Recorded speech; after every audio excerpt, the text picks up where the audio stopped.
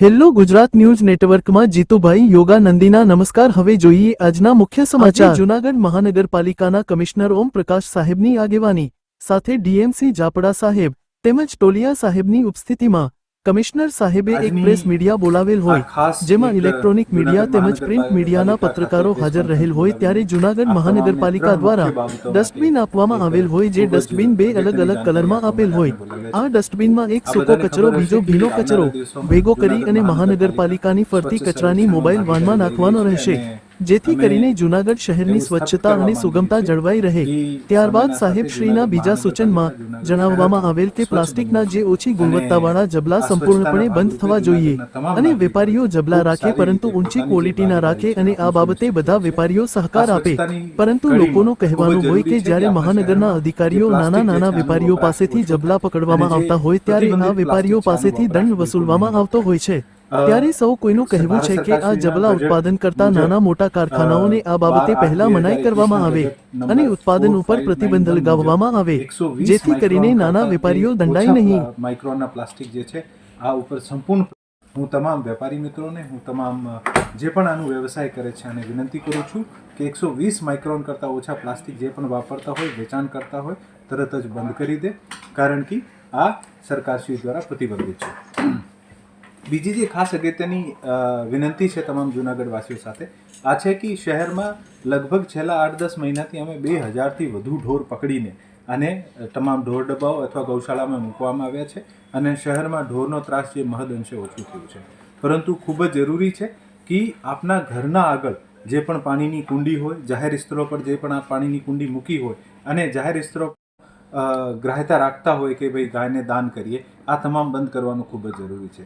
જ્યાં સુધી આપણા ઘરના આગળ કુંડી રાખીશું, ગાયને રોટી દેવાની પ્રથા ચાલુ રાખીશું અને આપણે પછી ઈચ્છીએ કે ઢોર પણ નહીં હોય સિટીમાં, આ બંને વિરોધાભાસી વાત છે। ખૂબ જરૂરી છે કે આપણે પણ ઢોરને પ્રોત્સાહિત કરવાનું બંધ કરીએ। મહાનગરપાલિકા એવું ઈચ્છે છે કે આવનારા 1-2 મહિનામાં શહેરને સંપૂર્ણતયા ઢોરમુક્ત કરી શકાય અને આને માટે અમે પ્રયત્ન કરી રહ્યા છીએ। અગત્યની બાબત છે જેને માટે આપ તમામને ખાસ કરીને બોલાવ્યા છે આ છે કે શહેરમાં જેટલું પણ અત્યારે આપણે કચરો છે, કચરો બે પ્રકારનો હોય છે, સૂકો અને લિક્વિડ જે આપણું કચરો જે છે જે આપણી ગટરના મારફત ભવિષ્યમાં તમામ એસટીપીમાંથી જઈને આ વર્ષે લગભગ જેટલા પણ ગટર કનેક્શન આપવાના છે આ કામ પૂરું થઈ જશે અને જેટલો પણ ઘરમાંથી નીકળે છે આને આપણે સૂકો અને ભીના કચરામાં વિભાજિત કરીએ છીએ। અત્યાર સુધીમાં આપણે જેટલું પણ કચરો લેતા હતા આપને મિક્સ વેસ્ટ આપતા હતા અને કોર્પોરેશન દ્વારા મિક્સ્ડ વેસ્ટ જે છે આ લેવામાં આવતું હતું, પરંતુ 1 જનવરી 2025થી કોર્પોરેશન અને ભીના કચરા જે વર્ગીકરણ કરીને નહીં આપવામાં આવે તો આ વેસ્ટ સ્વીકારશે નહીં। મારી તમામ જૂનાગઢ વાસીઓને ખાસ વિનંતી છે કે મોટાભાગે તમામ ઘરોને જે કચરા ટોપલી છે આનું વિતરણ નિઃશુલ્ક વિતરણ થઈ ગયું છે। આવનારા દિવસોમાં જે પણ બાકી હશે આને નિઃશુલ્ક વિતરણ થઈ જશે, પરંતુ જેને પણ ટોપલી મળી હોય અથવા નહીં મળી હોય 1 જનવરી 2000 પછી કોઈ પણ ઘર જે છે આ કચરાને વગર વિભાજિત કે આ વગર કોર્પોરેશનને આપે નહીં અને આ ખૂબ અગત્યની વસ્તુ છે, જેથી આજથી જ આપના ઘરમાં કચરાને જે સૂકા અને લીલા સેગ્રીગેટ કરવામાં આવે। જે લીલા કલરની ડસ્ટબિન આપણને આપવામાં આવી છે આમાં તમામ પ્રકારનો ભીનો કચરો, જે શાકભાજી હોય, બગડેલા ફ્રૂટ્સ હોય, બગીચામાં નીકળતા પાંદડાનો કચરો હોય, જ્યુસ હોય, આ તમામ પ્રકારનો જે ભીનો કચરો હોય આ ભીના કચરાને લીલા કલરની ડસ્ટબિનમાં મૂકવી અને જેટલો પણ સૂકો કચરો હોય, ન્યૂઝપેપર હોય, નોટબુક હોય, કાર્ડબોર્ડ્સ હોય, આ તમામ આપણે જે છે બ્લુ કલરની ડસ્ટબિનમાં મૂકવા। આજથી જ આ પ્રેક્ટિસ શરૂ કરવા વિનંતી છે, નહીં તો 1 તારીખે જ્યારે પણ આપ આપણે સેગ્રીગેટ વેસ્ટ આપશો મહાનગરપાલિકા દ્વારા આ વેસ્ટને વિનમ્રતાપૂર્વક અસ્વીકાર કરવામાં આવશે। હું તમામ જૂનાગઢ વાસીઓને ફરીથી વિનંતી કરું છું, આ ખરેખર જૂનાગઢને સ્વચ્છ બનાવવા માટે ખૂબ જ જરૂરી છે।